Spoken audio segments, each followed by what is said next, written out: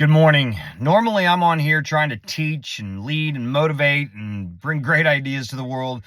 But today, I'm coming on here with questions. I have a question. I need some help trying to figure this out. And the only reason I'm trying to figure this out is because I want to do what I can to participate in the world to help people be better and reach these higher highs. Here's my question. So I had Shaylee Walsh on the podcast last night, and her story is amazing. I can't wait for you guys to see this thing.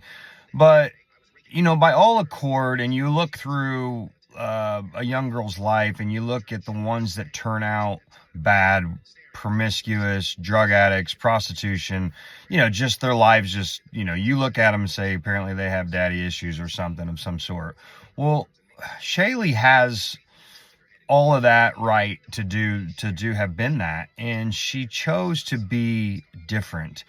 She's successful, she's a great mother, she's a great girl. I know that she struggles in life with certain things, but she admits that, as would anybody that's been through what she's been through. But what she's done in her life is amazing. And I've seen and witnessed and actually been part of seeing young girls that grew up with a very similar upbringing in a past and turned out very, very, very different. And so I just wonder, what's different? Why Shaylee? Why did she get to turn out, and be successful and not end up, in a dope house and all the bad things, right?